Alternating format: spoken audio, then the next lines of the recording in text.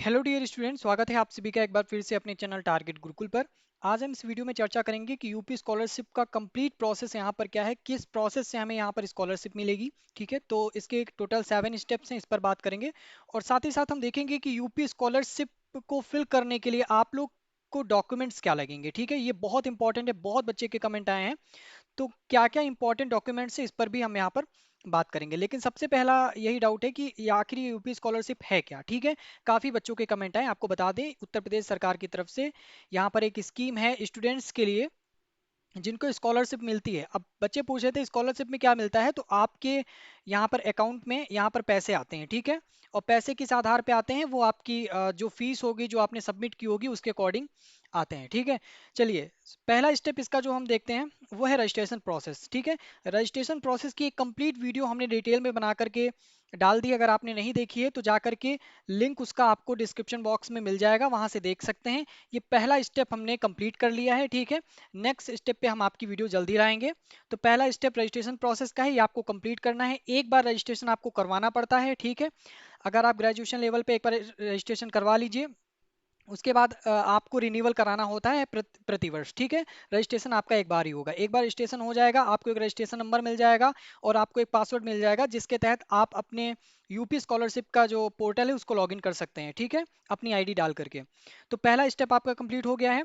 दूसरा स्टेप इसमें आता है, रजिस्ट्रेशन प्रोसेस कंप्लीट करने के बाद आपको मैंने बोला रजिस्ट्रेशन नंबर मिलेगा और पासवर्ड मिलेगा। ठीक है, तो जो आपका नंबर है और प्लस पासवर्ड है उसको बहुत ही संभाल के कहीं पर नोट कर लीजिए। ठीक है, तो इसी के थ्रू आपका जो लॉगिन होगा आगे। ठीक है, ये जो पोर्टल है वो लॉगिन होके इसी प्रोसेस के थ्रू खुलेगा। फिर अगला यहाँ पर आता है एप्लीकेशन फॉर्म भरना है, जो अगला स्टेप है। आप में सेकंड स्टेप में आपको एप्लीकेशन फॉर्म भरना है। इस एप्लीकेशन फॉर्म में आपको कुछ पर्सनल डिटेल्स अपनी डालनी होंगी, जैसा वहाँ पे पर्सनल डिटेल्स मांगेगा वो डालनी होगी। इस पर वीडियो हम बहुत ही जल्द बना देंगे। ठीक है, अगला जो स्टेप होता है, आपको डॉक्यूमेंट्स अपलोड करने हैं। अभी हम आपको आगे बताएंगे कि क्या क्या डॉक्यूमेंट्स आपके लगेंगे। ठीक है, तो थर्ड स्टेप में आपको यहाँ पर डॉक्यूमेंट्स अपलोड करने हैं। फोर्थ स्टेप में आपको अपना इनकम सर्टिफिकेट और कास्ट सर्टिफिकेट अपलोड करके उसका प्रमाणीकरण करना है। इसका मतलब हुआ कि उसका ऑथेंटिसिएशन करना है। ठीक है, कि वो पूरी तरीके से वैध है कि नहीं, उसका प्रमाणीकरण होगा। फिर उसके बाद आपके आधार का प्रमाणीकरण होगा। ठीक है, आधार कार्ड होता है जो, उसका प्रमाणीकरण होगा, ऑथेंटिसिएशन होगा। ठीक है, पांचवें स्टेप में।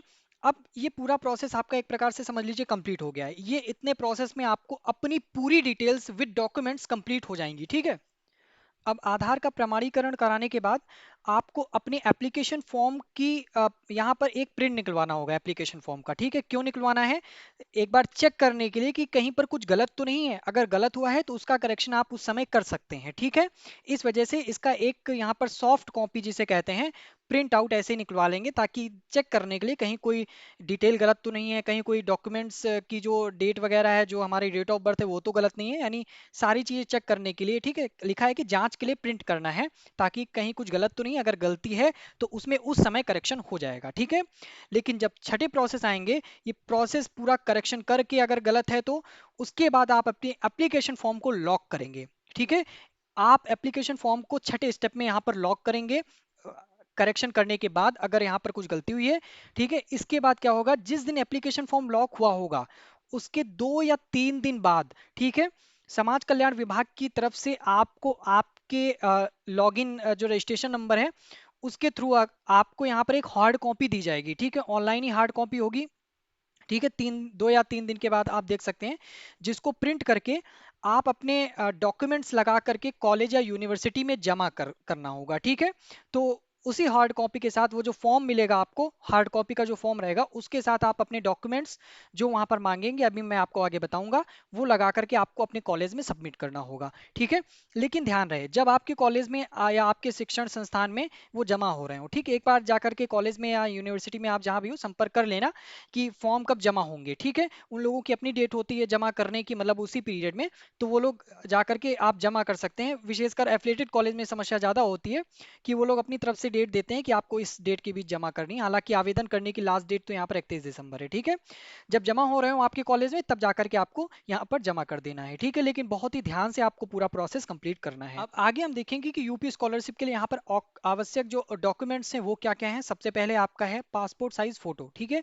ये बहुत ही अनिवार्य है, तो आप पासपोर्ट साइज फोटो आपका, ये पूरा प्रोसेस आप देखना कि क्या क्या डॉक्यूमेंट्स है, नोट कर लेना कहीं पे, ठीक है। तो पासपोर्ट साइज फोटो, उसके बाद आपका आधार कार्ड। आधार कार्ड जो होगा वो आपका होगा, और ध्यान रखिएगा कि ये आधार जो लगाएंगे आप, वो बैंक अकाउंट से लिंक होना अनिवार्य है, ठीक है। अब आपको नहीं समझ आ रहा है बैंक अकाउंट से कैसे लिंक है कि नहीं है, तो क्या करना है, इसके लिए जाकर के आप अपने जहां पर भी बैंक अकाउंट हो आपका, जहां पर भी बैंक है वहां से जाकर के कार्यकर्ता से बैंक के संपर्क कीजिए कि क्या मेरा अकाउंट से आधार कार्ड लिंक है। अगर नहीं लिंक है तो आप लिंक करवा लीजिए, ठीक है। अगर नहीं करवाएंगे तो बाद में दिक्कत आएगी, मैं आपको पहले ही क्लियर कर दे रहा हूँ। तो जाकर के तुरंत आप अपने निजी संस्था में जाकर के, जहां पर भी आपका ये बैंक अकाउंट है, वहां पर जाकर के आप अपने आधार को लिंक करा लें अपने बैंक अकाउंट से। ध्यान रहे, उसी बैंक अकाउंट से जिस अकाउंट में आपका पैसा आना है, ठीक है, स्कॉलरशिप का पैसा आना है, उसी अकाउंट से आपको अपना आधार लिंक कराना है। अगर नहीं है, अगर है तो बहुत अच्छी बात है, ठीक है। अगला क्या है, अगला है बैंक पासबुक की फोटोकॉपी, ठीक है, जिसमें आपका स्कॉलरशिप आना है। ठीक जिस अकाउंट से आपका आधार लिंक है, वही उसी अकाउंट की जो पासबुक होगी उसकी फोटोकॉपी की नीड होगी, ठीक है। अब बिना फोटोकॉपी, बिना अकाउंट डिटेल दिए वहां पर कैसे आपका पैसा आ जाएगा। अकाउंट डिटेल के रूप में आपको बैंक की पासबुक की फोटोकॉपी यहाँ पर लगेगी, ठीक है। फिर अगला है इनकम सर्टिफिकेट, ठीक है। ये मैंडेटरी है आपका इनकम सर्टिफिकेट सभी के लिए, ठीक है। और ध्यान रहे कि इनकम सर्टिफिकेट आपका 2 लाख से कम नहीं होना चाहिए जनरल और ओबीसी के लिए, ठीक है। यानी कि 2 लाख से, सॉरी 2 लाख से 2 लाख से कम होना चाहिए। मैं उल्टा बोल गया, 2 लाख से कम होना चाहिए, 2 लाख से ऊपर नहीं होना चाहिए, ठीक है। जनरल और ओबीसी के लिए। और एससी एसटी के लिए 2.5 लाख से कम होना चाहिए, 2.5 लाख से ऊपर नहीं होना चाहिए, ठीक है। एससी एसटी के लिए, यानी कि आपकी जो मंथ सॉरी ईयरली इनकम है, एनुअल इनकम है जिसे कहते हैं, ठीक है, अपने पिताजी की वार्षिक आय वो 2 लाख से ऊपर नहीं होनी चाहिए जनरल ओबीसी के लिए, और 2.5 लाख से ऊपर नहीं होनी चाहिए यहाँ पर एसटी एससी वालों के लिए, ठीक है। तो इनकम सर्टिफिकेट यहाँ पर अगर आपका नहीं बना है, अगर आपका नहीं बना है तो आप जाकर के बनवा लीजिए अपने गांव के प्रधान से और लेखपाल से संपर्क करके, ये बन जाएगा, ठीक है। तो आगे हम बात करते हैं, अगले स्टेप में आपका है यहाँ पर, सॉरी अगला जो डॉक्यूमेंट है वो है कास्ट सर्टिफिकेट, ठीक है। जाति प्रमाण पत्र लगेगा, लेकिन ध्यान रहे कि अगर आप उसके लिए एप्लीकेबल हैं, यानी कि जो आपका एससी हुआ, एसटी हुआ, ओबीसी हुआ, ठीक है, इनके लिए। आपको पता है कि जनरल के लिए यहाँ पर नहीं लगता है। अगला डॉक्यूमेंट है आपका डोमिकाइल सर्टिफिकेट, यानी निवास प्रमाण पत्र, ठीक है। अगर आपने नहीं बनवाया है तो इसको भी जाकर के आप अपने गांव ग्राम प्रधान या फिर जो जो कोई भी हो आपके वहां पर जो आपके लेखपाल वगैरह होते हैं उनसे जाकर के संपर्क करके बनवा लीजिए, ठीक है। फिर है हाई स्कूल और इंटरमीडिएट की मार्कशीट, ठीक है। इस मार्कशीट की जो फोटोकॉपी है वो लगेगी, ठीक है, हाई स्कूल और इंटरमीडिएट दोनों की, ठीक है। अब एक चीज नोट करने वाली है इसमें, बहुत ही ध्यान से समझिएगा। यदि आपने ग्रेजुएशन, बहुत बच्चों का डाउट है कि मैंने फर्स्ट ईयर में नहीं भरा था, क्या हम सेकेंड ईयर में भर सकते हैं, थर्ड ईयर में भर सकते हैं, तो ध्यान से सुनिएगा। यदि आपने ग्रेजुएशन के फर्स्ट ईयर में स्कॉलरशिप के लिए अप्लाई नहीं किया था, और आप अब सेकेंड ईयर या थर्ड ईयर में पहली बार स्कॉलरशिप के लिए अप्लाई कर रहे हैं, तो आपको पिछले सेमेस्टर की रिजल्ट की मार्कशीट भी लगेगी, ठीक है। मेरी बात समझ में आई कि अगर आप फर्स्ट ईयर में हैं और फर्स्ट ईयर के फर्स्ट सेमेस्टर में हो करके इसका आवेदन कर रहे हैं, तो आपको हाई स्कूल इंटरमीडिएट की मार्कशीट लगेगी, ठीक है।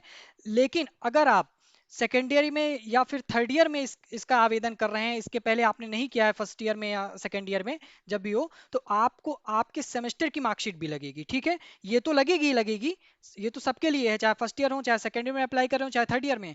लेकिन अगर आप सेकेंड ईयर थर्ड ईयर में है तो आपको प्रीवियस ईयर की जो है जो मार्कशीट है वो भी लगेगी, ठीक है। तो ये चीज आपको यहाँ पर ध्यान रखना है। और अगला है जिस वर्ष में आपने प्रवेश लिया है उसकी फीस रिसिप्ट, ठीक है। मान लीजिए आप फर्स्ट ईयर में आप आए हैं, फर्स्ट ईयर के स्टूडेंट हैं, तो आपने जो अपना फीस पेमेंट किया है उसकी फीस रिसिप्ट भी यहाँ पर लगेगी। इतना समझ में आ गया है? आई होप कि बहुत अच्छे से आया होगा। अब एक आवश्यक निर्देश है, ठीक है, जो आपने फोन नंबर लगाया है वह आधार से लिंक होना चाहिए, वह आधार बैंक के अकाउंट से लिंक होना चाहिए, ठीक है। मैंने अभी आपको बताया कि जो आपने अपना फोन नंबर लगाया है ना, ऊपर ऊपर जो डिटेल में दिया है, वो फोन नंबर आपके बैंक अकाउंट से लिंक होना चाहिए। ये चीज आप समझ लें, ठीक है। सॉरी, आधार कार्ड से लिंक होना चाहिए, और जो आधार कार्ड है वो बैंक अकाउंट से लिंक होना चाहिए, ठीक है। अगर आपने ये दोनों प्रोसेस नहीं किए हैं, अगर आपका ना नंबर फोन नंबर यहाँ पर बैंक आधार से लिंक है और ना आपका आधार बैंक से लिंक है, तो जा करके अभी लिंक करवा लें, हो जाएगा, ठीक है। अभी समय है, अभी हो जाएगा, वरना बाद में दिक्कत करेगा। यानी ध्यान से सुन लें, अगर आपका फोन नंबर आपके आधार कार्ड से लिंक नहीं है तो उसको लिंक करा लें, और जो आपका आधार कार्ड है वो बैंक अकाउंट से लिंक नहीं है तो उसको भी लिंक करा लें, ठीक है।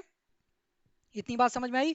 फिर है अगला जो पॉइंट है, बहुत इंपॉर्टेंट है कि आप अपना पासवर्ड और रजिस्ट्रेशन नंबर किसी एक डायरी में नोट कर लें। बहुत इंपॉर्टेंट है, आगे जब लॉगिन करने को बोलेगा तो इसी से लॉगिन होगा, ठीक है।